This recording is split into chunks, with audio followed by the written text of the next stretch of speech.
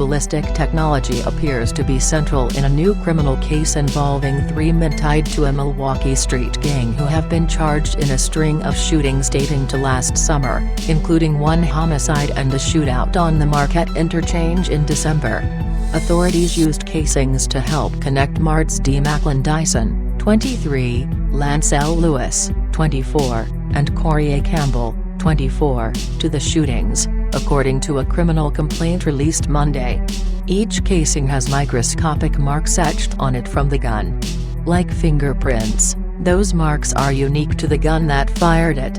Investigators can feed images of casings into the National Integrated Ballistic Information Network, or NIBIN, and use software to comb through the network to find probable matches to casings recovered at other crime scenes. So far, prosecutors have charged only Macklin Dyson with first-degree reckless homicide in the fatal shooting of Tony Vance on November 28. One person said Macklin Dyson had threatened Vance, known as Tone, in the fall of 2014, saying, "Tell Tone not to play with my money, or I'm gonna be on his expletive," the complaint says. An informant also told police Macklin Dyson admitted to shooting Vance, then laughed and said, "This is probably like my 5th body this year," according to the complaint. Police say the 3 men and Jerome Johnson, who already faces charges in the I-43 shootout, are believed to be members or associates of the Brothers of the Struggle Street Gang. Even before the shooting reports, Macklin Dyson apparently had the attention of police.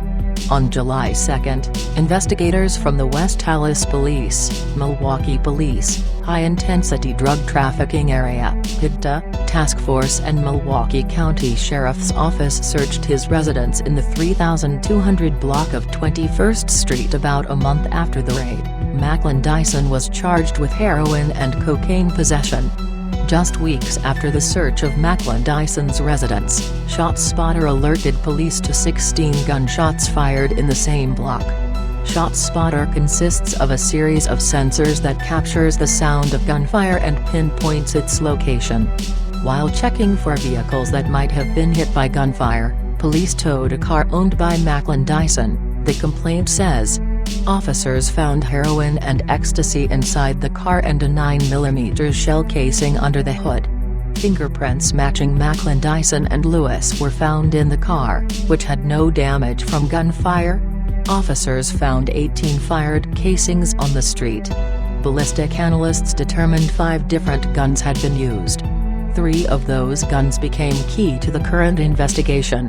Gun A, a 9mm responsible for 3 of the casings, Gun B, a .45 caliber responsible for another 3 casings, and Gun C, a 9mm that had fired at least 1 casing on the street and 1 found under the hood of the car.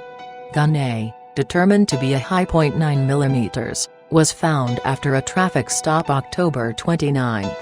A known Brothers of the Struggle gang member, identified in the complaint only as Guns, ran from the car and police found the gun after it was tossed or dropped during the chase. Gun B was used to kill Vance on November 28. It also was fired during several other shootings in November. Gun C was found in a hotel room on December 12. Lewis admitted to having been in the room moments before police found the weapon, the complaint says.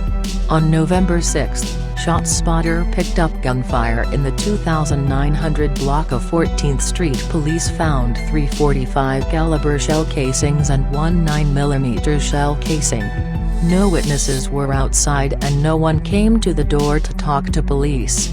But a Federal Bureau of Alcohol, Tobacco, Firearms and Explosives analyst was able to determine the casings were a probable match to Gun B and Gun C from the shots fired report in July. On November 17, 2 Milwaukee police officers heard multiple shots fired from what sounded like a large-caliber handgun while they were at a stop sign at Hopkins Street and Dower Avenue. They went to look for a possible shooter and found 5 .45 caliber casings in the 3200 block of 21st Street. Those casings came back as a probable match to Gun B.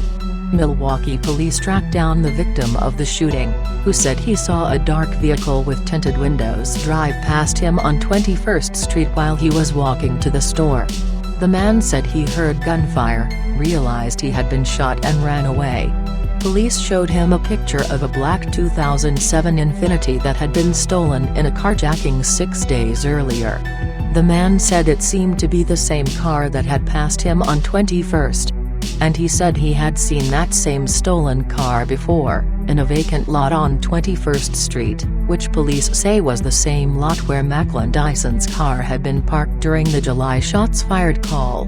The man also mentioned he had often been told he and Vance, the homicide victim, looked similar. On November 18, two brothers were shot as they left a food store on 36th Street. One brother was shot in the right leg, shattering 2 bones. The other was shot in his stomach. They told police they were walking from a store when they yelled at a car that nearly hit them.